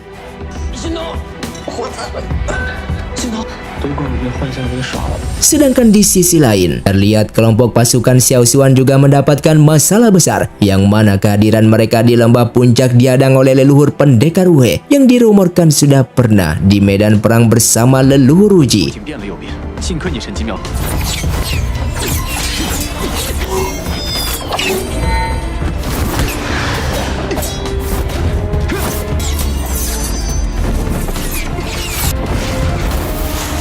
Pada pertarungan yang sangatlah sengit, akhirnya Xiao Xuan berhasil menjerat leluhur pendekar Wu dengan teknik jurus penggabungan.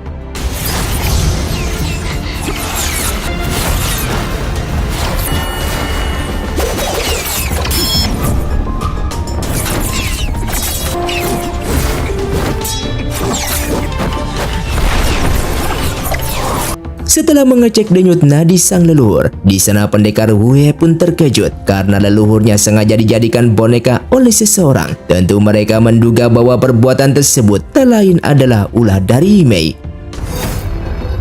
Setelah melepaskan paku tenun di dalam tubuh sang leluhur, akhirnya leluhur pendekar Wu dapat tersadar kembali. Disinilah ia terkejut melihat perubahan lembah puncak yang tak lagi seperti dulu. Bahkan ia juga sadar jika umurnya sudah mencapai lebih dari 500 tahun. Dengan melihat kalau pendekar Wu merupakan penerusnya, sebelum tewas, ia mewariskan inti kekuatan spiritualnya.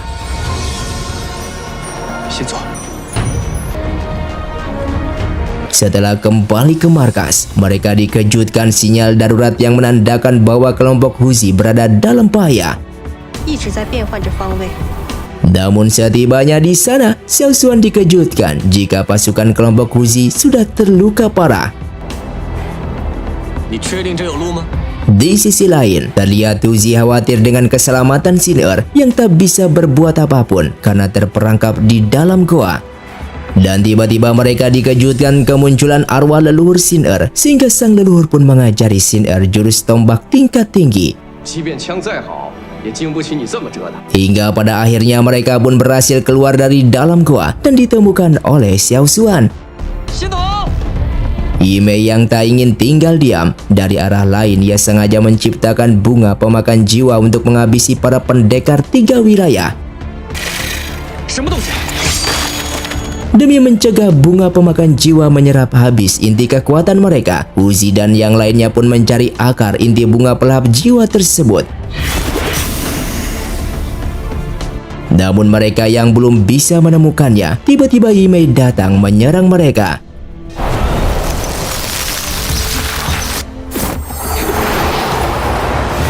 Dan untungnya tindakan ini berhasil digagalkan oleh Yanran yang juga tiba-tiba muncul melesatkan serangan. Namun karena Yanran bukanlah lawan seimbang, Yanran pun kalah dengan mudahnya.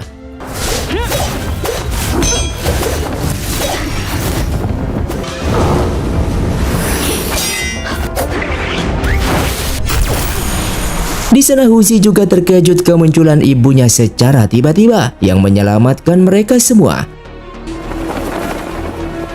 Karena tindakan ini tidak bisa dibiarkan berlarut-larut, semua pendekar 3 wilayah mulai mencari jalan untuk mengetahui tempat persembunyiannya.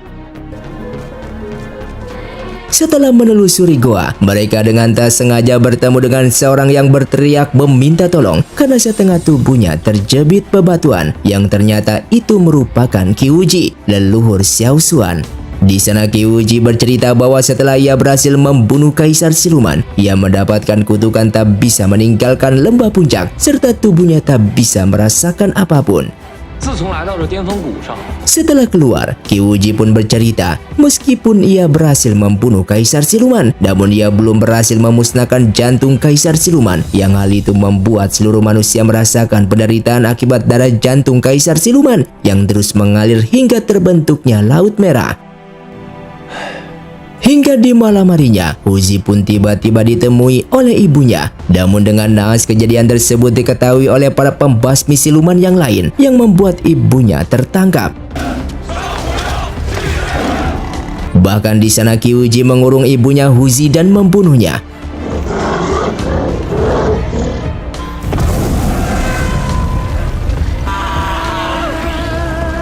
Wuzi yang sedang bersedih, teman-temannya pun menemuinya dan terus menyemangatinya agar Wuzi dapat segera bangkit dari keterpurukannya.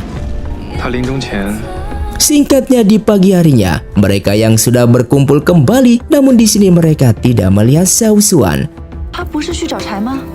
Yang ternyata Xiao Xuan dijebak Yimei di sebuah goa setelah ia mengikuti lentera jiwanya yang memberikan petunjuk jalan keberadaan Xiao Yan.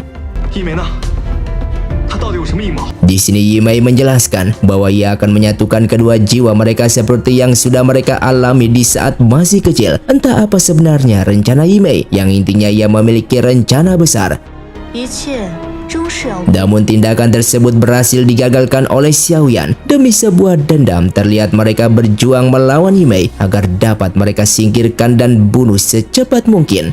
Namun hal itu tentu tak mudah bagi mereka karena Qi Wuji tiba-tiba datang ikut campur. Di sana Xiao Yan mengatakan bahwa orang itu bukanlah Qi Wuji leluhur mereka, melainkan merupakan seorang siluman demi mendapatkan inti jantung spiritual ganda yang dimiliki oleh Xiao Yan dan Xiao Xuan agar orang-orang tersebut bisa pulih dari kutukan Kaisar Siluman. Tentunya Yimei dan Tetua Zhe merupakan kedua tangannya yang ditugaskan untuk menuntaskan segala keinginan dan misinya. Meskipun tunduk dan patuh, namun ternyata Yimei juga memiliki misi rahasia dari segala hal yang selama ini ia lakukan dan perjuangkan.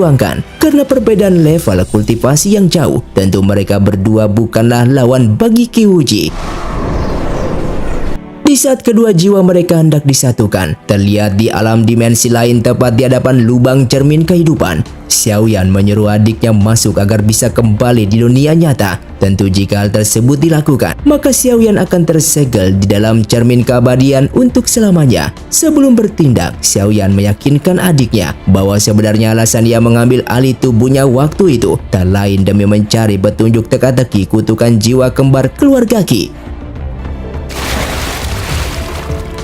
Dalam keadaan yang masih sekarat, untungnya Xiao Xuan berhasil mengirimkan sinyal spiritual benang perak yang membuat Wuzi dan yang lainnya berhasil menemukan dan menghentikan Qi Wuji. Rasa penantiannya selama 500 tahun dikacaukan. Di sana Qi Wuji pun melesatkan serangan pada mereka semua.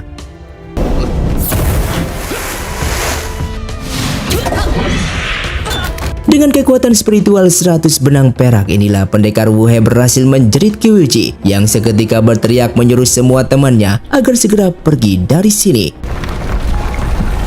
Di tempat lain, terlihat Yimei melepaskan segel pelindung es pada siluman macan putih. Nyatanya ibunya Wuzi masih hidup berkat bantuan Yimei. Disinilah akhirnya terkuak misi Yimei yang sebenarnya, yang tak lain demi menemukan titik keberadaan jasad Ye Kongming yang merupakan majikannya, sekaligus merupakan istri dari Qi Wuji. Karena kesepakatan kerjasama, tentu ibunya Wuzi setuju membantu Yimei asalkan ia dapat berubah wujud menjadi manusia kembali.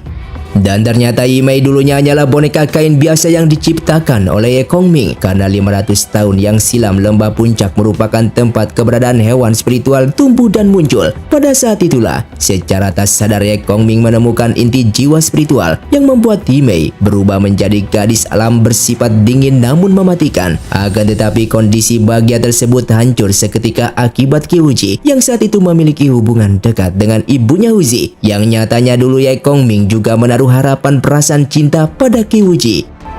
那一刻我明白了， Entah kenapa di saat itu tiba-tiba Kyuji menjadi jahat setelah membunuh Kaisar Siluman, yang juga ia menjadi pemimpin kelompok pemburu siluman untuk membunuh ibunya Uzi. Tak sebatas itu, setelah kekacauan yang terjadi, Kyuji juga menikahi Ye Kongming di lembah puncak. Setelah setahun menikah, mereka dikaruniai oleh seorang anak yang memiliki jiwa kembar.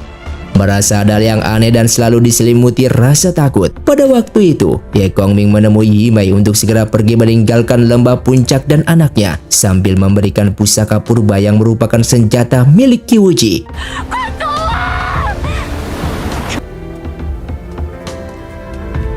Namun tiba-tiba secara tak diduga Yimei dihampiri Yanran yang tetap ingin balas dendam atas kematian nenek dan kekacauan yang dibuat olehnya.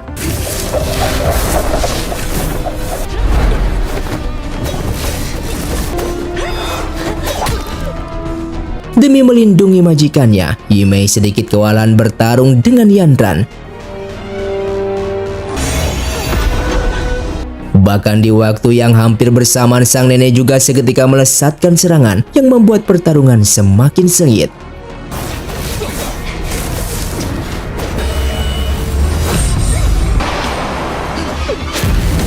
Tak ingin melihat Yanran mati di sana, sang nenek pun rela menjadi tameng. Yang hal tersebut juga membuat Yimei terkena pedangnya Yanran hingga menancap tepat di elemen intinya.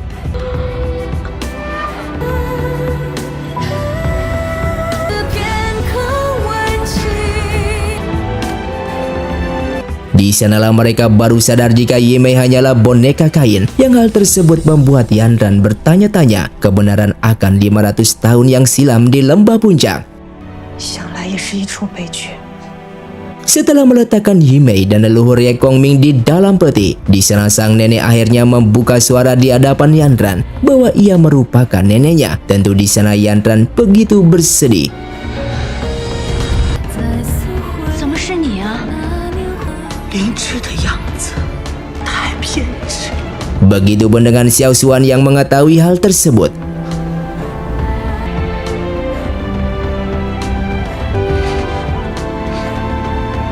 Singkatnya esok hari pun tiba. Terlihat badai pasir angin topan melanda tempat keberadaan para pembasmi siluman, yang di waktu bersamaan ibunya Uzi menampakkan diri, yang membuat Uzi menangis bahagia karena bisa bertemu dengan sang ibu. 真的是您吗？ Setelahnya ibunya Uzi bercerita akan kenyataan dan kebenaran lembah puncak 500 tahun silam pada mereka, bahwa semua ungkapan dan cerita Kyuji merupakan kebohongan yang sudah terkubur selama 500 tahun sebelum semuanya terlambat. Di sana ibunya Uzi akan membantu mereka melacak inti keberadaan jantung Kaisar Siluman dengan menggunakan setetes darah miliknya.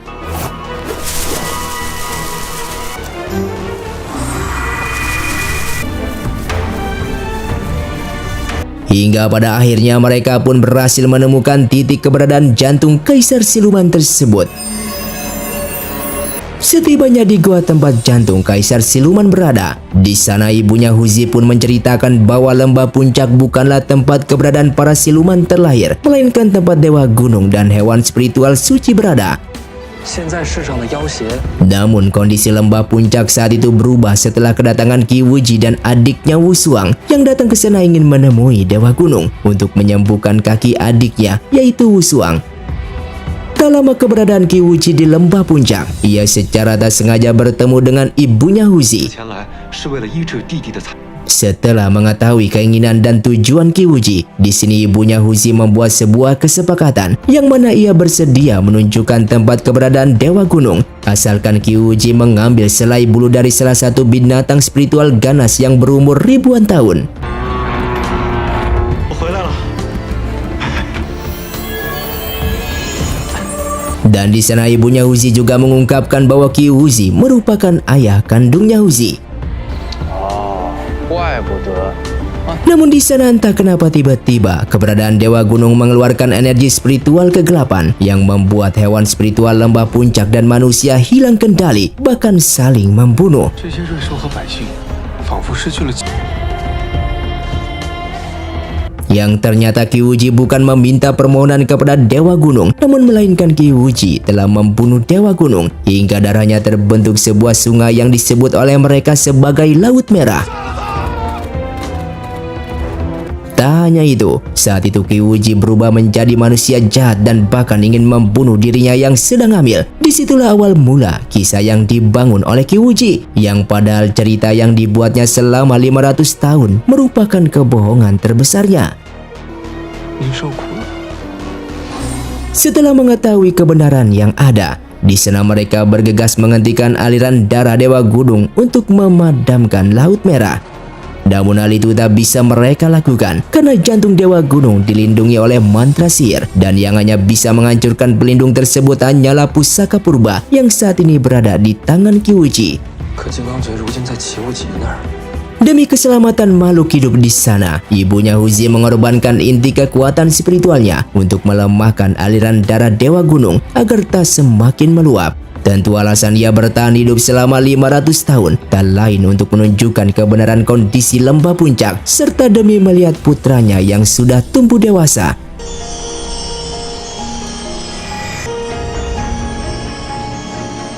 Dikarenakan sudah kehabisan energi, tentu ibunya Huzi kembali ke langit untuk selamanya. Dan keesokan harinya, mereka harus berhadapan dengan Qi Wuji. 否则我将照。 Di sini Huzi menjelaskan kepada mereka semua bahwa semua kekacauan yang terjadi selama 500 tahun merupakan perbuatan Qi Wuji yang telah membunuh Dewa Gunung, serta pemahaman terkait siluman jahat lembah puncak pun hanyalah kebohongan besarnya yang sengaja diciptakan oleh Qi Wuji agar bisa disebut sebagai pahlawan sepanjang sejarah. 但这都已经不重要了，继续传送。 Setelah itu Qi Wuji mengeluarkan pasukan dari segala macam siluman. 三军列阵。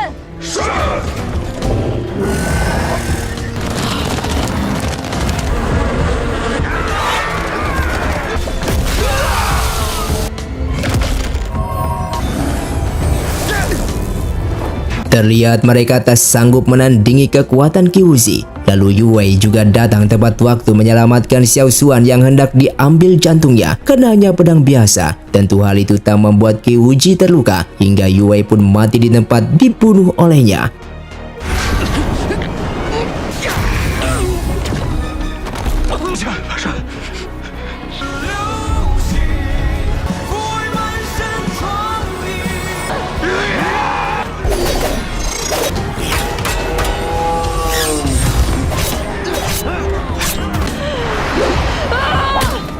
Meskipun Xin berhasil merebut pusaka purba, namun ia tertusuk oleh pusaka tombaknya sendiri.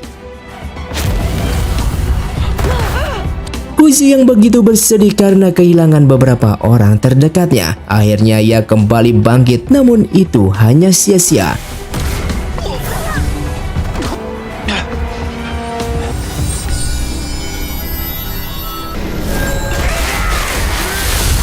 Di bawah alam sadar inilah Xiao Xuan dihampiri sosok burung bangau bersayap 4 yang ternyata ia merupakan Dewa Gunung yang dihabisi Qi Wuji 500 tahun yang lalu. Di sini Dewa Gunung bercerita memberitahukan terkait kutukan jiwa kembar yang nyatanya hal tersebut merupakan ujian yang sengaja Dewa Gunung buat agar salah satu jiwa kembar keluarga Qi dapat memiliki kekuatan overpower Dewa Gunung. Dan benar saja, di sana Xiao Xuan kembali bangkit dengan memiliki armor 4 sayap bangau emas.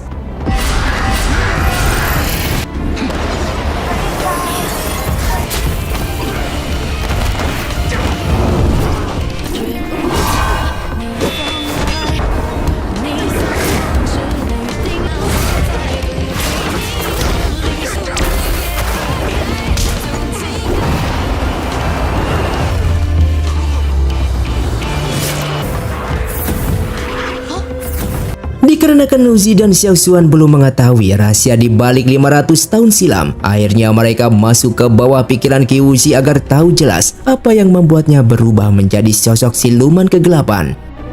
他诞生的地方。 Di sini diperlihatkan bahwa Qi Wuji mempunyai saudara kembar yang bernama Wushuang. Namun di saat persalinan, ibu mereka tak terselamatkan di saat melahirkan Wushuang. Dan saat itu Wushuang diperlakukan sebagai pembawa sial keluarga. Ditambah ia lahir dengan cacat fisik tak bisa berjalan. Namun meskipun sedemikian tak diakui oleh keluarganya, Qi Wuji saudara kembarnya yang sekaligus kakaknya sangat sayang dan penuh perhatian pada Wushuang. Sampai-sampai ia rela membawa Wushuang pergi ke lembah puncak demi memohon dan meminta kesembuhan pada Dewa Gunung. 可以了，无双。 Di tengah jalan itulah, secara tak sengaja mereka bertemu dengan Ye Kongming. Karena Ye Kongming juga penasaran dengan lembah puncak, akhirnya ia memutuskan pergi bersama Qi Wuji sebagai awal perkenalan mereka. 谢谢。 Dan disinilah awal mula cinta segitiga diperankan, yang mana sesampainya di lembah puncak, Ye Kongming yang suka dengan Qi Wuji malah dikecewakan setelah melihat Qi Wuji dekat dan bermesraan dengan ibunya Huzi. Atas rasa kecewa tersebut, malam itu juga Ye Kongming pergi menemui Wushuang untuk menceritakan rasa kecewa cintanya terhadap Qi Wuji. Dengan kesempatan, Wushuang justru mengungkapkan isi hatinya kepada Ye Kongming dengan mencintainya pada pandangan pertama. Akan tetapi Ye Kongming justru menolak cintanya tersebut. 我第一眼看到你，我就喜欢上你了。 跟他在一起不是想跟你在一起。 Singkatnya, ketika mereka bertemu dengan Dewa Gunung, di sini Qi Wuji memohon pada Dewa Gunung agar bersedia menyembuhkan kedua kaki adiknya yang cacat, serta memohon agar Dewa Gunung dapat menyelamatkan rakyat Qianyu yang saat ini terserang wabah mematikan. Melihat ketulusan hati Qi Wuji, tentu Dewa Gunung akan mengabulkan permintaan tersebut. Namun dari kedua permohonan, Dewa Gunung akan mengabulkan salah satu dari permintaan tersebut. Dalam keadaan bingung memilih inilah, Qi Wuji dengan spontan memilih agar Dewa Gunung bersedia menyembuhkan para rakyat yang sedang menderita penyakit mematikan, ketimbang menyembuhkan kaki adiknya. Mendengar pilihan tersebut, tentu Wushuang sangat kecewa pada kakaknya karena penantiannya selama ini hanyalah ilusi dan kebohongan. 你们都骗我！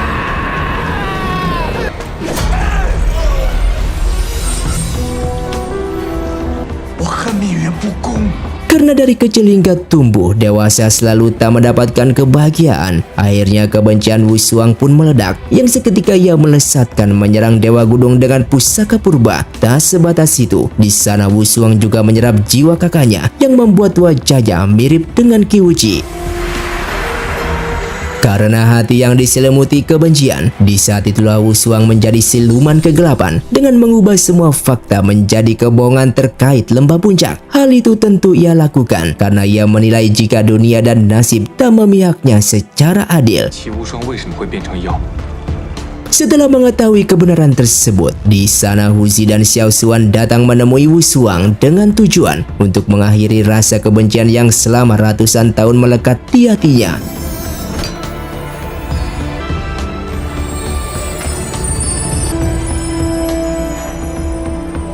Setelah itu mereka masuk ke dalam goa untuk menghancurkan jantung Dewa Gunung dengan menggunakan pusaka purba tersebut. Hingga pada akhirnya Laut Merah pun berhenti, begitupun dengan lembah puncak yang kembali seperti dahulu kala. 落花，朱颜之下，不止一笑，分歧不一定任由我。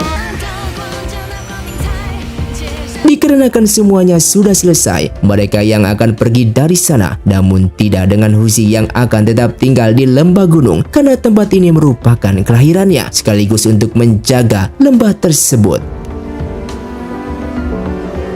那日第一个站出来替我说话， Dan film pun tamat. Terima kasih untuk kalian yang sudah mengikuti dan menonton film ini dari awal hingga akhir. Kalian sangatlah luar biasa. Buat kalian yang mau request film selanjutnya, silahkan komentar di bawah ini. Sampai jumpa di video selanjutnya. Saya pamit ulang dari Ningali Film. Saya undur diri dan salam Sundaners.